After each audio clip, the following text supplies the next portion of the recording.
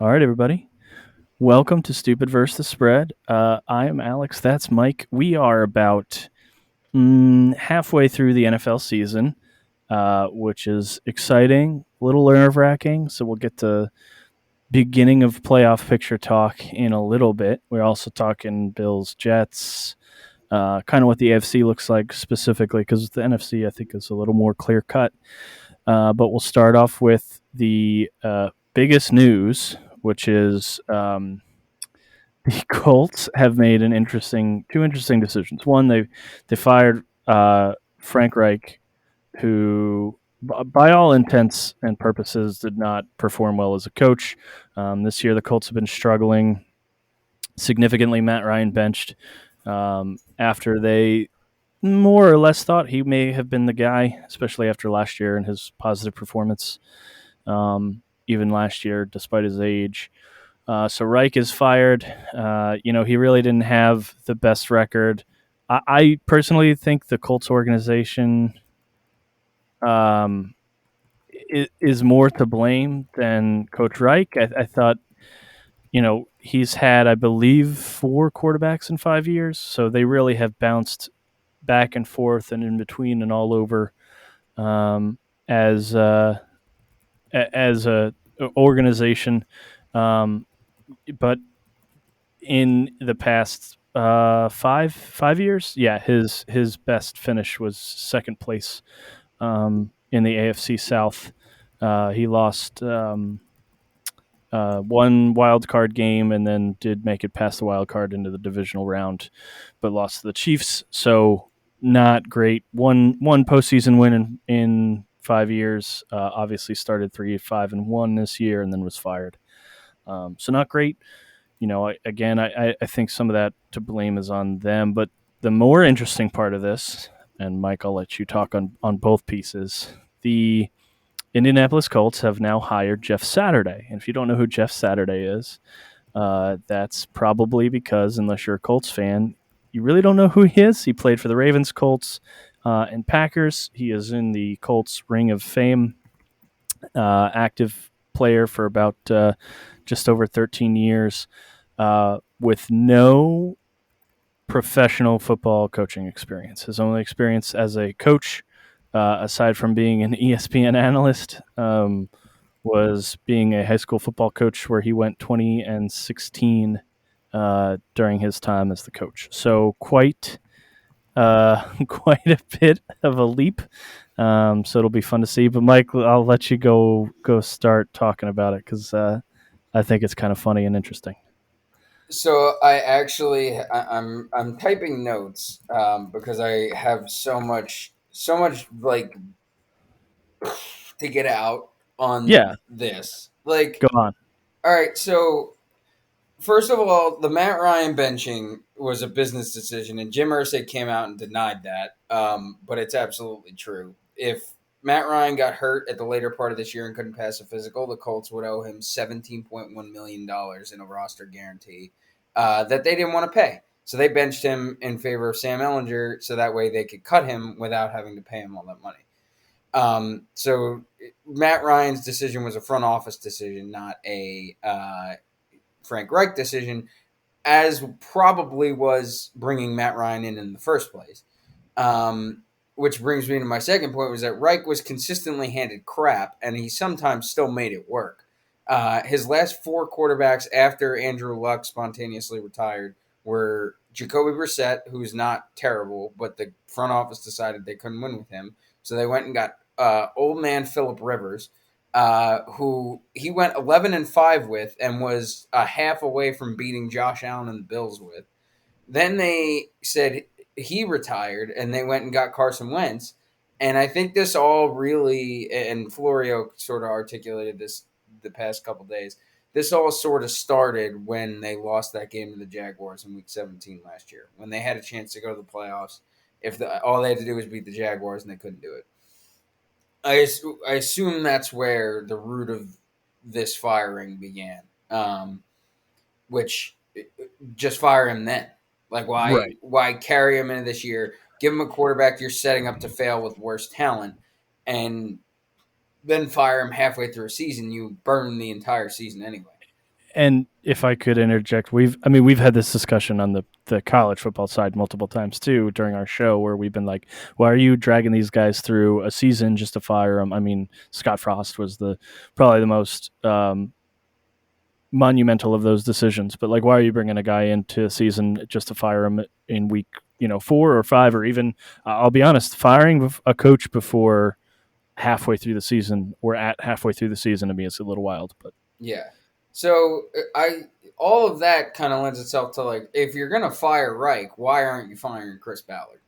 Because you this team is not good, not because Frank Reich is putting them in in bad spots and making bad decisions, and because he can't all of a sudden can't coach these players. Jonathan Taylor's been hurt. Matt Ryan's old as hell. Their offensive line is terrible.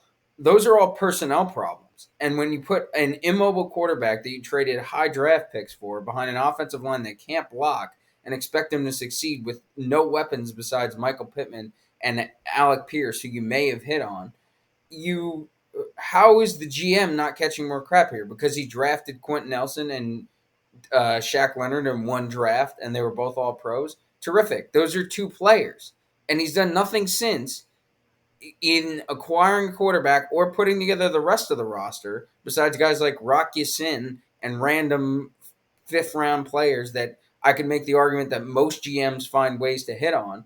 That he's done nothing to justify keeping his job, besides the fact that he goes on Pat McAfee's show every 3 weeks, and Jim Irsay seems to like him. So Ballard not catching more crap here is kind of crazy, and the it fact is that crazy to quote Ursay as of like yesterday, uh, regarding Ballard's job. There's no question about the fact that, and this is the paraphrase here, but it's like he said, there's no question that we're keeping him and bringing him back for 2023. It's not really in the consciousness of my mind about that sort of thing. That sort of thing being about firing him.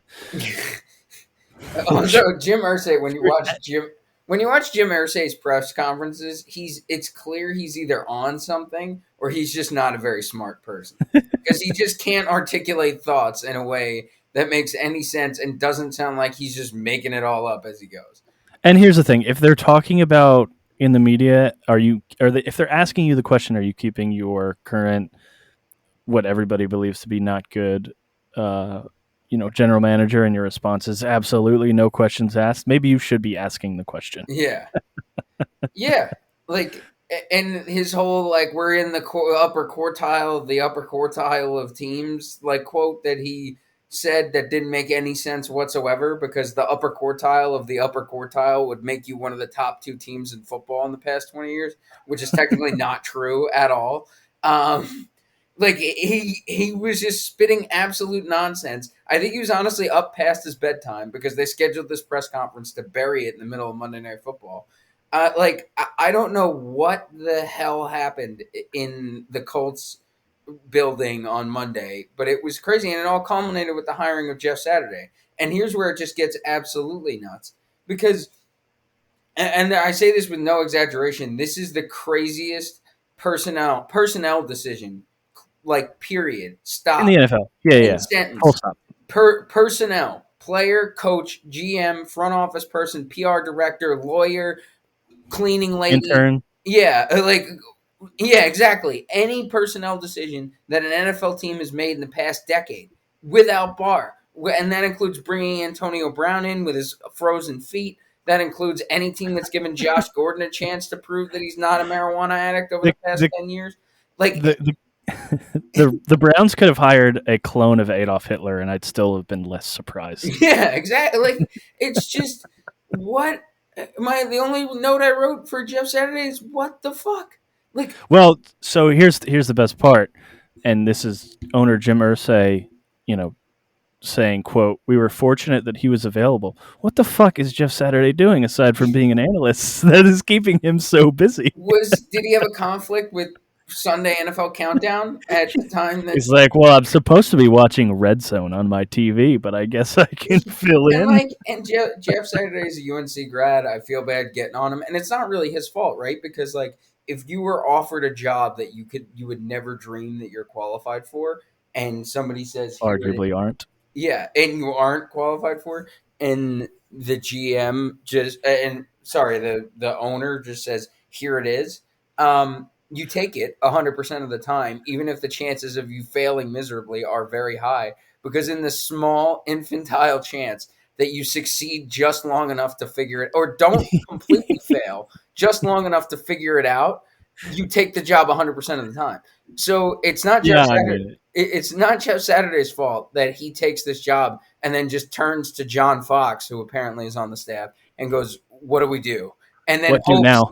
hopes that John Fox figures it out enough so that way he gets hired permanently. Like it's not Jeff Saturday's fault, but it's just a reflection of like it's Jim Irsay's just playing fantasy football. Like what? There's no other explanation for him just going out and being like, you know who I like? Jeff Saturday. I remember when Jeff Saturday was good, we were good. If Jeff Saturday's in the building, that means that we'll be good again.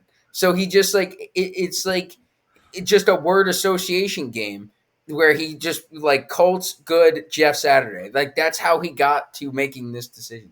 It's unbelievable. I've never seen anything like it. It's the behavior of a 15-year-old, and I don't understand how he ever got to this spot. And it's I Yeah, I don't know what Ursay is doing. And I mean this in the most respectful way I can. This is something the Commanders would do. yeah, no, hundred Like percent, this is something a really bad, like someone like a spiraling franchise. This is a decision you make. yeah, Look, I'm fully prepared to eat crow. I would actually really enjoy betting Jeff Saturday's team every single week for the rest of the season.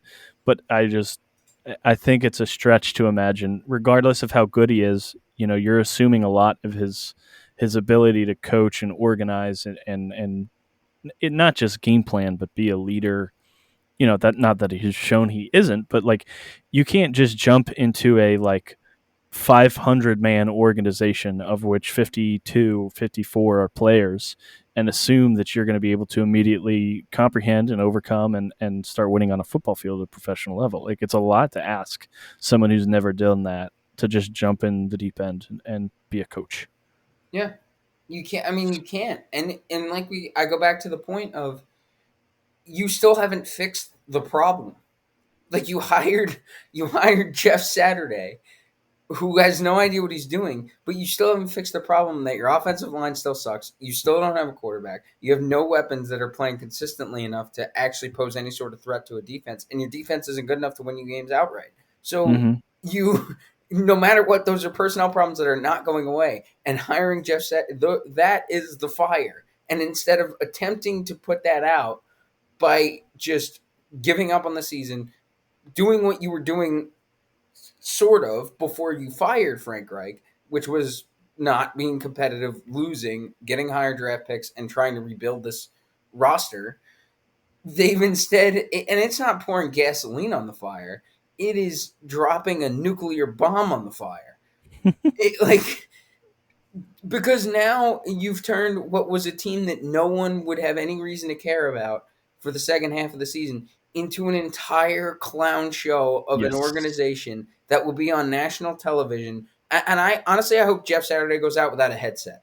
Like every single game, he just runs out on the field. He's not involved in the decision making at all. He's just standing there in like a 2-point stance, leaned over in that coach's like power stance that Robert Yeah, the Sala does Harbaugh. all the time. Yeah, Yeah.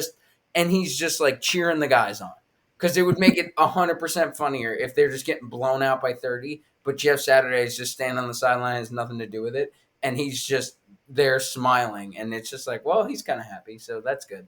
Like it, I don't know, man. I don't know. Well, Like this, you've we've talked about it a lot. How about we move on to a more football centric on the yeah, field performance? sure. Uh, Yeah.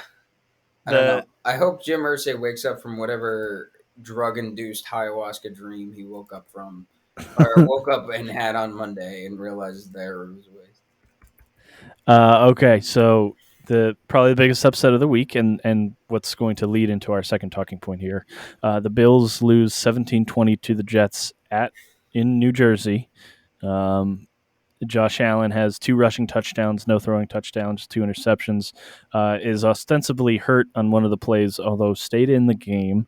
And the Buffalo Bills did not score more than 3 points in the second half, so no touchdowns, 1 field goal. Ultimately falling while still maintaining a technical lead in the AFC East. They've lost to both interdivisional opponents, that being the Dolphins and the Jets. If you're a Bills fan, Mike, are you concerned? Because we have gone into this season saying the Bills are that much better than everybody else, and they haven't necessarily shown it. I wouldn't be concerned.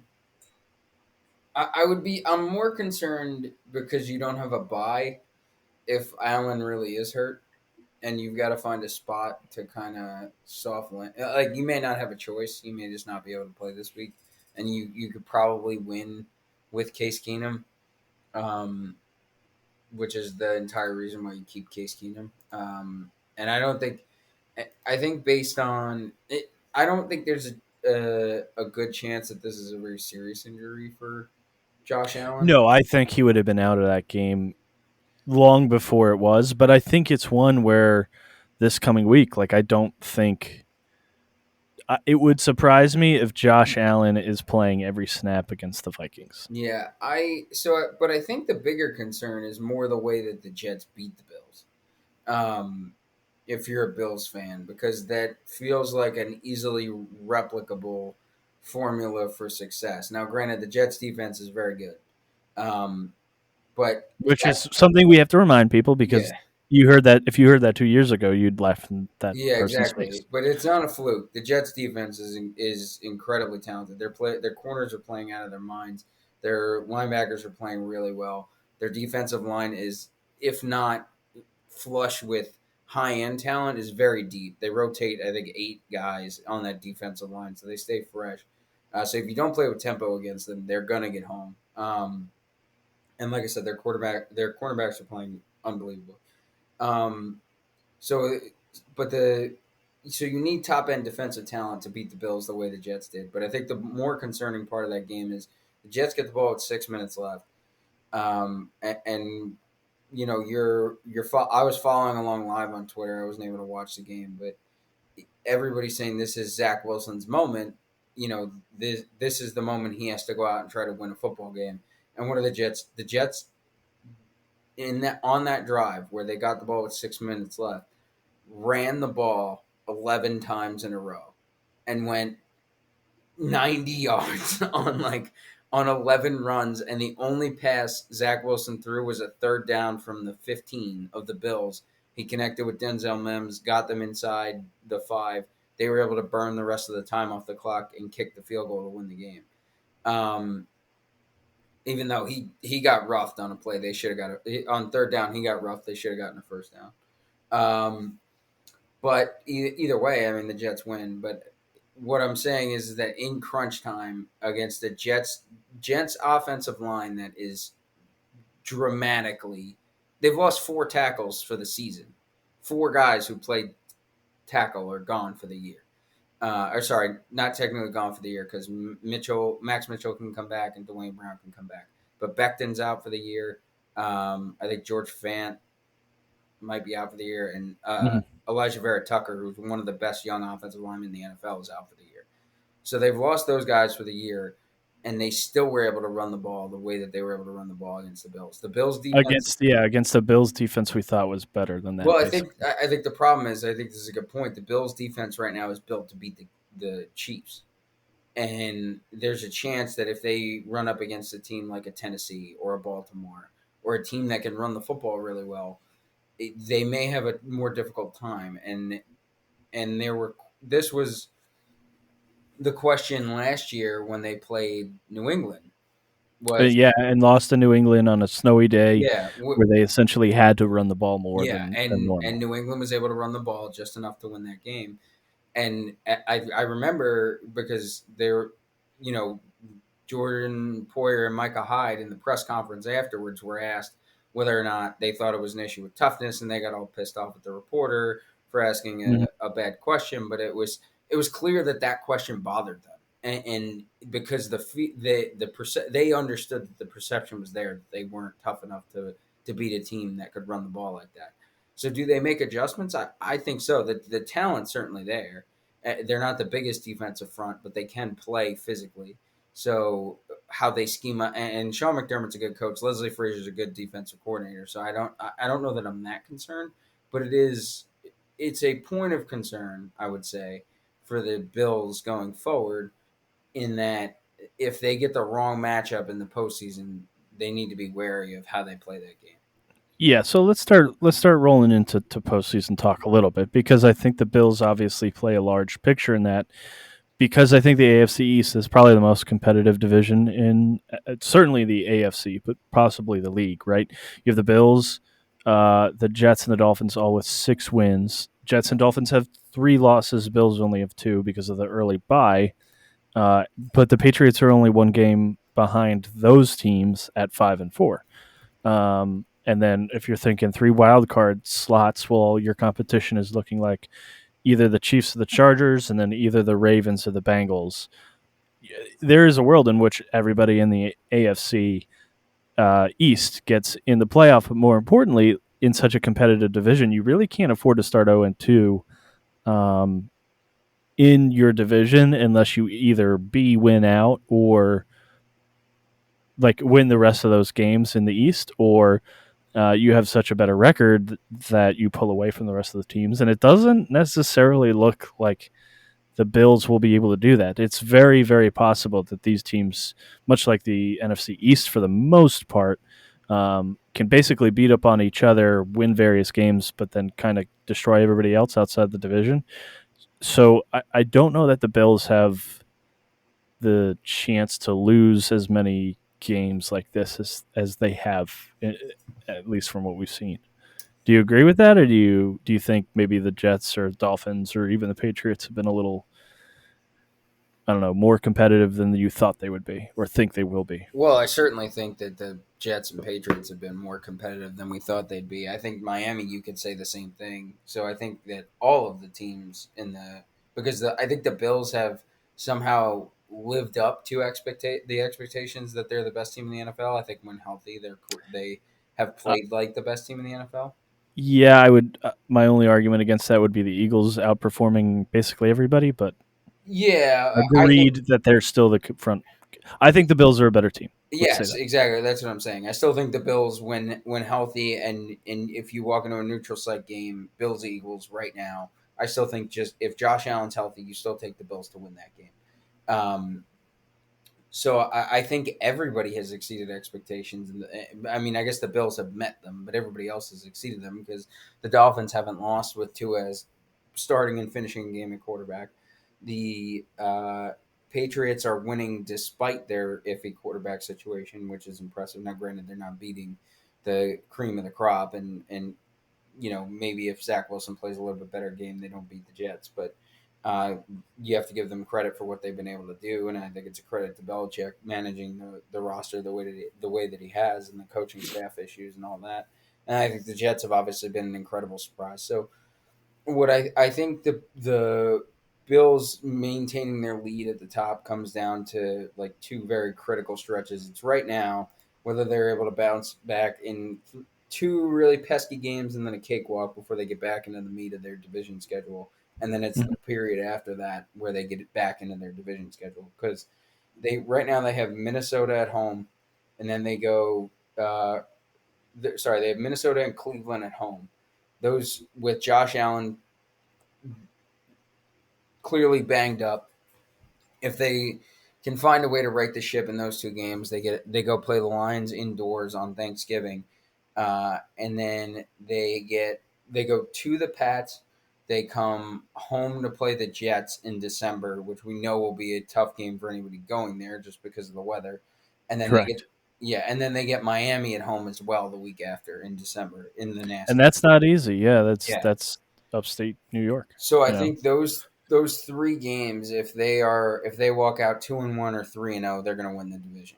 Um, I think for the Jets and the Dolphins to stay competitive, they just have to win they give me games on their schedule. If they break, whoever is able to break even through the rest of the division, um, has a way better likelihood of making the playoffs as a wild card. But I think there's a very seeable world where the Jets and the Dolphins both get in as wild cards. And I think that opens up an even bigger conversation about the rest of the AFC, because right now there's five legitimate playoff contenders for three spots in the wild cards. Because you say, the Bills will win the East, the Chiefs win the West, the Titans are going to win the South, and then pick one between the Ravens and Bengals to win the North. But if you take those teams out, you have the Jets, the Dolphins, and the Pats still in contention for a wild card spot. Hmm. The Bengals and the Browns, sorry, if they can hang on long enough to get Deshaun back, they're very much in the hunt. And then you have nobody from the South, but you still have the Chargers out west that, if as they get healthy towards the back end of the schedule, can really start to put something together. Nobody will really notice.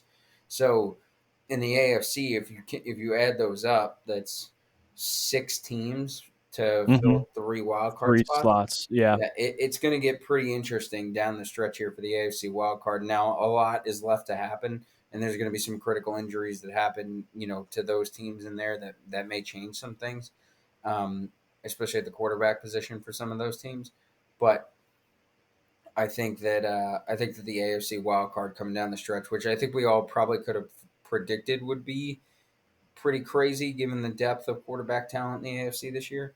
But I Hmm. think what we're realizing is the teams that we thought were going to be competitive, the Denvers, maybe the Colts, some of the other teams that we thought would be in this mix are not, and those spots are being quickly filled by teams that are very exciting to watch and really competitive. Yeah. Well, let's change frames here and start talking about the NFC. Um, have we considered it a possibility? Almost. I don't want to get too far ahead, but significant possibility. Let's say that the wild card is filled with the rest of the teams of the NFC East. Like the NFC is not as strong in difficulty of to get to the wild card as the AFC. I would say. Do you agree with that? No, I think Really? it's well, it's definitely not as difficult. Okay. Yeah, Yeah. So you. sorry. Yeah. Yeah, I think So I right now, if the season ended today, which obviously it doesn't, the the playoffs would be Eagles, Seahawks, Vikings, and Bucks, with the Bucks having a losing record. Those would be the 1 through 4 winners of the division. The rest of the wild card would be Cowboys, Giants, 49ers, who are right now 4-4.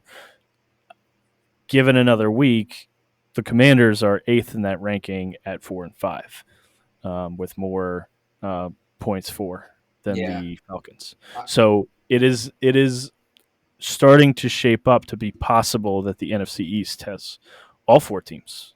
yeah, Making.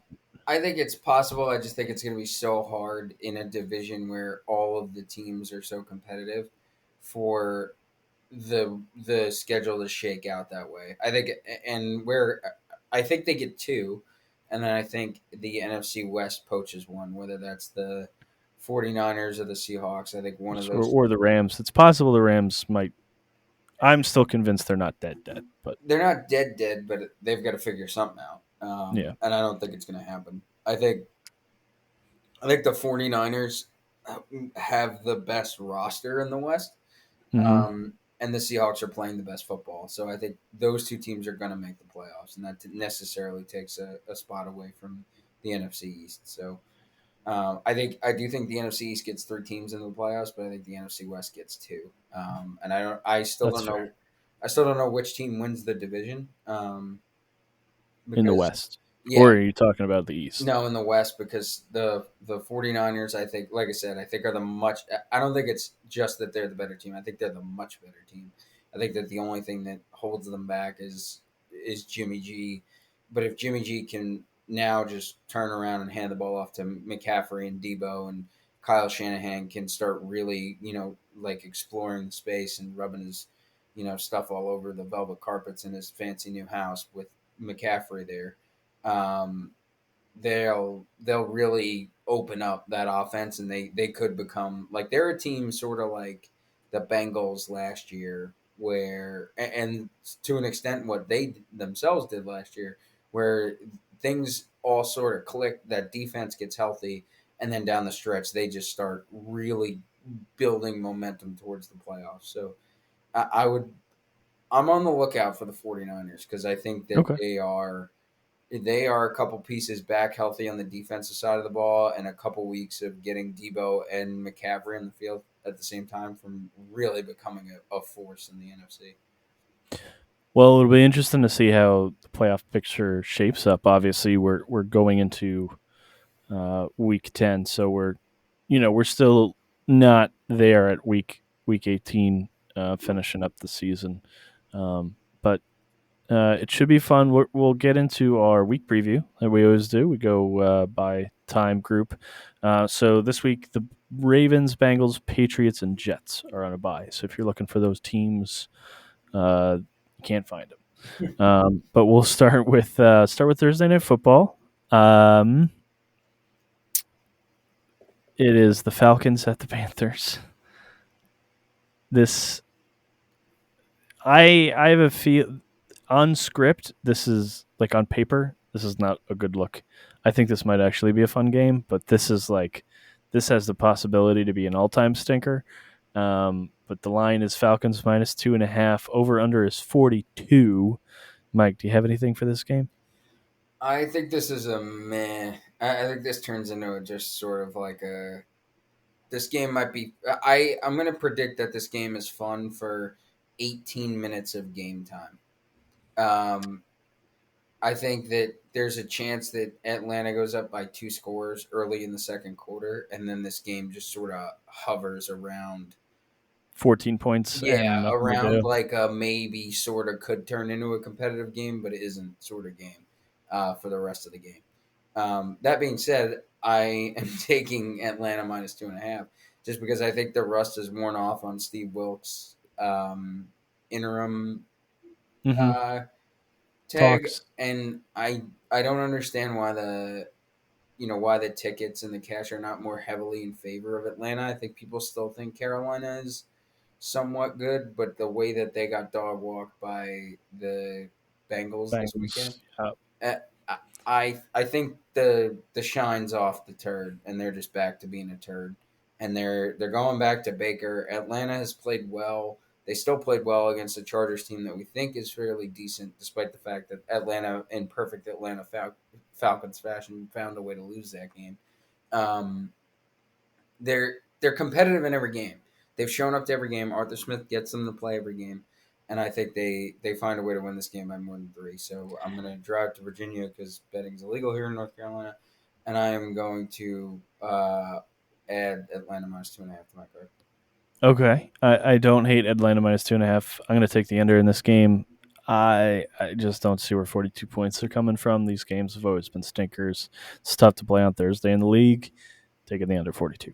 Okay, moving on. Seahawks at Buccaneers, technically in Germany, so not a home field advantage by any stretch of the imagination. It's also Uh, literally in Germany.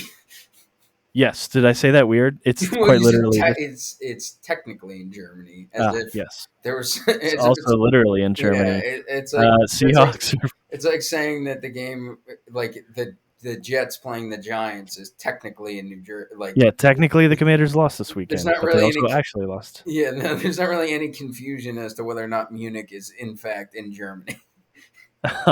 Well, Seahawks are +3, over unders 44.5. Um, then we have Jags at Chiefs for the 1 p.m. slate, Texans at Giants, Vikings at Bills, which I think will be the best game of the 1 p.m. slate. Assuming Allen Lions, plays, yes. yes. Lions at Bears, Saints at Steelers, Browns at Dolphins, Broncos at Titans. Those are all your 1 p.m. games. There's a ton of them. Um, Mike, what are your picks for the slate? So I have four plays in that window. I'm gonna take Kansas City minus 9.5. Jacksonville coming off a win, Chiefs coming off the loss. Sorry, Chiefs still won, but they didn't look good.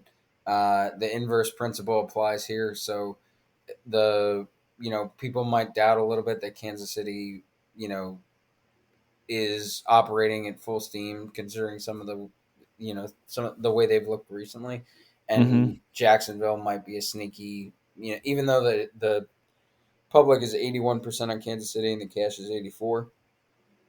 I think there's still this line's a little bit lower than it probably should be, just because Jacksonville is coming off a win and didn't found might be starting to find something.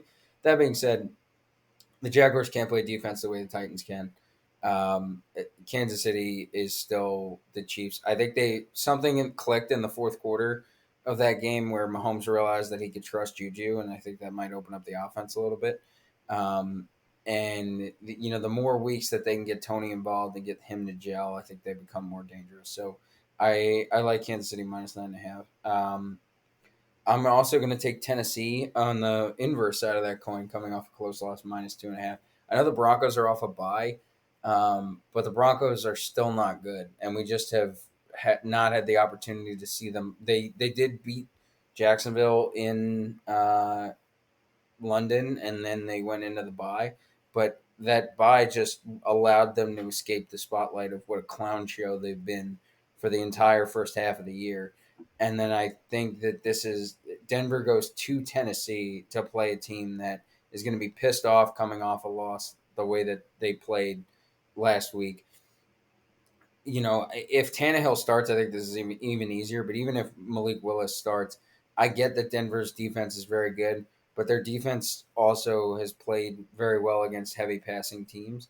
And I think this is starting to turn into Tractorcito season.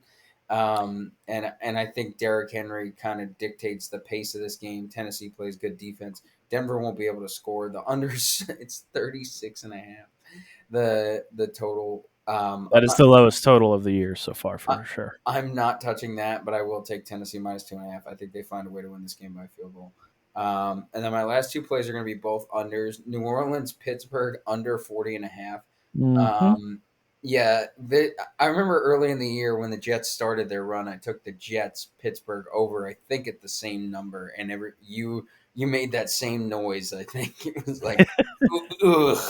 Um, I'm doing the same thing here, but I'm going under because neither of these teams can score, and they both play decent defense, and they both play physical defense. New Orleans is still inexplicably starting Andy Dalton for no real reason, and We Kenny can get Pickett's into a that rookie. next week if he's not fired by then. Yeah, Kenny Pickett's a rookie quarterback playing a very tough defense. That 20 points for each team. I don't know where it comes from in this game. This should be like a 17-14 game that never makes it on the red zone. And we'll just quietly sit back and cash the check on the under. And then the last one I have is an over. Sorry. Cleveland, Miami over 48.5. The trend, the heavy bettors love Cleveland in this spot coming off a bye against Miami because Cleveland played really well against the Bengals. Miami didn't play very well. They played very well offensively, didn't play well defensively um, against the Bears. But I think Justin Fields really had a great game. I don't know that Miami covers. I do think they still win. I just don't know that they cover. So that's why I hate the spread here. But I do think that this game turns into another offensive game. Even though the Browns defense is pretty good, Miami's at home. Like we talked about, Tua hasn't lost in a game he started and finished. And I think that they're going to keep putting up offensive numbers. I think Cleveland finds a way to stay in this game, and so both teams keep scoring, and they go over 48.5. I don't hate it. So I have a couple plays. Start out with Jags Chiefs under 50.5. I think 50.5 is a lot for the Jaguars to help out with. I don't think the Chiefs are going to score 40 in this game. The Jags have been able to keep it decent. They haven't really gotten blown out like we've seen before in the past. I just see this as an under. It's not that they can't score, but 50 is a lot of points for one explosive offense to cover. Let's put it at that. I like the Titans Giants over 40.5. I think the Giants D is average, but their offense is good. I think the Texans can keep it frisky here and there. I don't hate um, each of these teams covering 41 points. Over 40.5. Steelers Saints, I'm on that with you. Under 41.5. I don't think either team's going to score a touchdown in this game, but I'll stick with that. Vikings +4 against the Bills. Two reasons. One, I'm kind of starting to be a believer in what the Vikings are doing. I know some aren't. Obviously, the Bills are very good, but I'm with the not. line opening at 7.5 and it dropping down to +4, I think someone knows something about Allen's injury and whether or not they're just going to not play him next week, or at least have him in such a limited role that it changes the offense, because he is 90% of their rushing yards, and the Vikings have a pretty good defense. So we'll see. And then I'm going to go with Titans -2 at home. I also think it's Derrick Henry season. We're later in this. The way I know part of my take talked about it a little bit differently, but really, when you have the largest running back in the league who hits the hardest coming after you early in the season, you're refreshed, you're ready for it, whatever. But midway through the season, I think the hits start getting a little harder. I don't think the Broncos are very good. I think they're actually pretty darn bad. And the Titans can keep kind of rolling in their division with a win here. So I think Titans -2 is a pretty good value. All right, let's go to the 3 o'clock slate. Only 3 games. Not as fun. And boy, do they suck. I think there's 2 diamonds in the rough here, actually. So Colts at Raiders is our 3:05 kick. Raiders obviously have not been too great. Colts also not been too great. So the line's gotten to 5.5, +5.5 for the Colts. Then we have Cowboys at Packers and Cardinals at Rams. I think the Cowboys Packers, and this is not like spread talk, but I think the Cowboys Packers game might actually be good. Like, I think, I'm not saying the Packers find it. I certainly don't think that's going to happen, but I see this being a closer game than people expect, or at least something wild is going to happen. But we'll see. Mike, give me your picks. I have 2 unders in the spirit of how bad I think these games are going to be. Yes, I do too. I have If we match up. the Indy Vegas under 42.5. Okay. You could make the argument that Vegas is going to score their portion of these points, which would be 21, or I guess 22 technically. I don't see how an Indianapolis offense with a interim television personality head coach scores 3 touchdowns in this game. I know Las Vegas's defense is bad. I know they just cut Jonathan Abram, which means they've cut, I think, 5 first round picks. Of the 5 of their last 6 first round picks have either been cut or declined their options. That being said, I still don't know where Indianapolis scores their points here. And so I'm going to, this may end up like and we may get shot in the foot in like a 31-14 sort of game where somehow this game goes over despite the fact that, like, Indy scores a special teams touchdown and the number hits. But there's no, like, conventionally speaking, there should be no way this game goes over. And then I also am going to take the Cowboys Packers under 43. Both defenses are good. Both offenses have struggled somewhat. Dak, since he came back, didn't perform blazingly against the Lions. They did get to, I think, 21 at the end of that game, but for the large majority of that game, they only had like 13 points. And Detroit's defense is really bad. So I don't see both teams getting to 43. I think this could look very similar to Green Bay's last game against the Lions, where they scored 9 points. Aaron Rodgers is not going to want to be on the field with Micah Parsons. I think Green Bay is really like the wheels are really falling off the wagon. So I'm going to take the under here. Maybe they keep it within 5. That number's in a really weird catch spot for an NFL total or for an NFL spread. But I'm going to ride the under on the total. I don't hate it. I am following you on the Cowboys Packers. I also had that under 43. The thought of Micah Parsons coming after Aaron Rodgers and just like hitting him repeatedly while he doesn't want to be there and it's starting to get cold. I don't. I could see it being a real bad day for Aaron, even at home. Obviously, Packers haven't looked great. I also don't think the Cowboys' offense is anything that's been marvelous as of late. Run game struggles a little bit. Dak seems like he's saving himself a little bit. Hopefully, the bye week helped. I don't hate them -5.5 here, but I'm not going to take that. But I'm taking the under, and then I have the Rams -2 actually.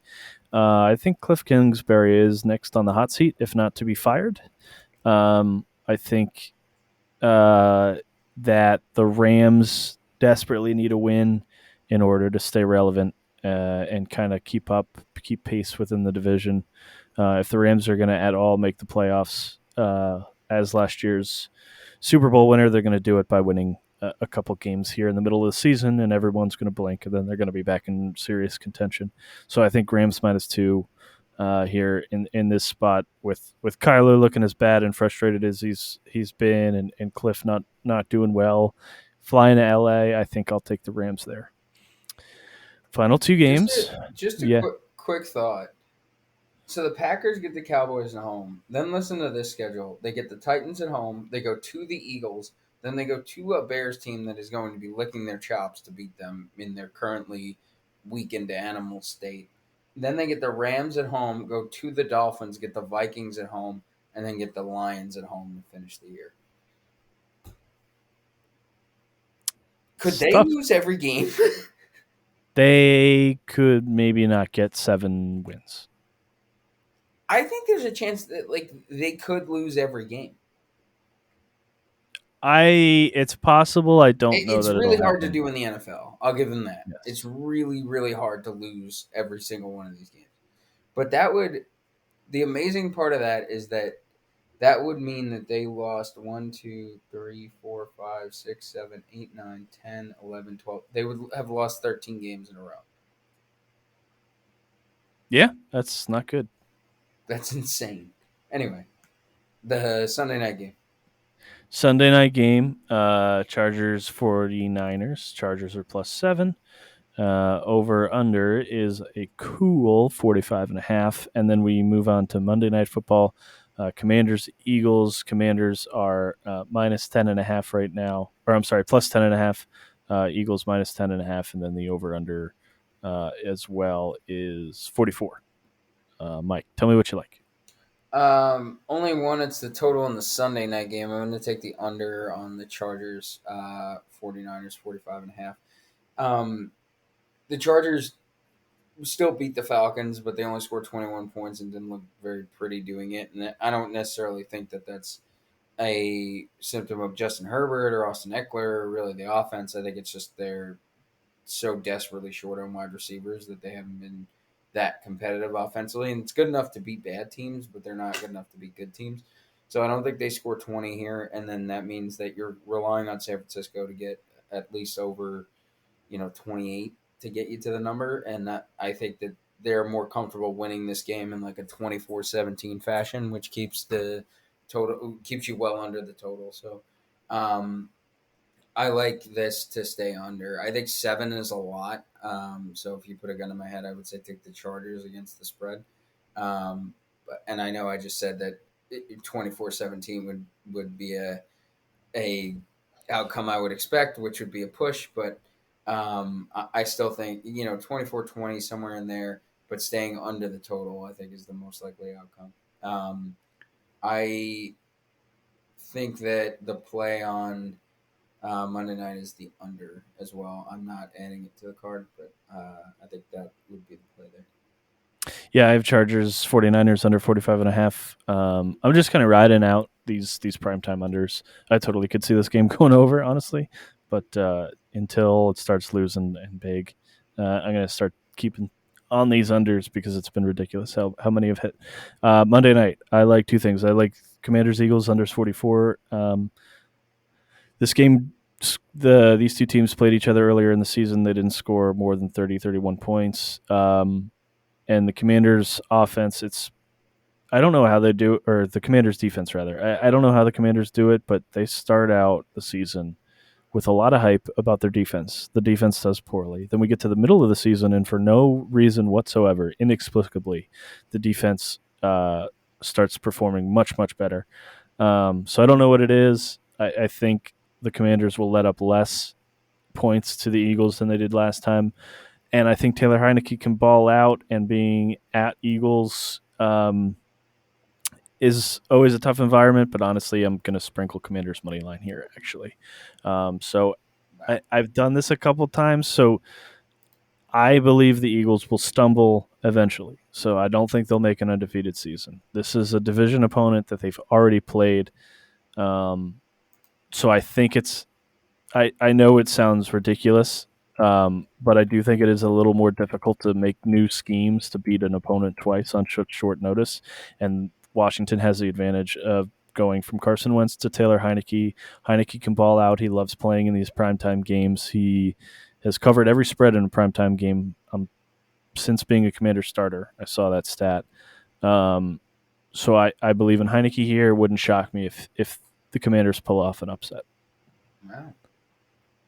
I just think, like, I mean, that's a great stat. Every primetime game. To include playoffs, he was the only one that covered against the Super Bowl winning Bucks when they made that run. The Bucks did not cover against Washington, and then covered every other game to include winning the Super Bowl. Anyway, so yeah, I think if the Eagles are going to fall, they're going to fall to a division opponent, just because these teams usually beat the crap out of each other. And at plus 400, there's just value in having a really good defense and Taylor Heineke behind him to move the ball around, like at plus 400. I just think that's if a defense is going to give Jalen Hurts trouble, it's probably this front four that can start doing it a lot better, because Chase Young is 50-50 to come back. I believe he started practice already. So, and if he doesn't play by the end of next week, he will be put back on the IR for the rest of the season. So yeah, he'll have to play next week. So in that case, I'm rolling with that. Mike, you got anything else to add? No, I just want to reiterate how crazy it is that the Colts hired a TV personality to coach their football team. Well, I'm Alex. That's Mike. Tune into our show every week. Thank you for watching.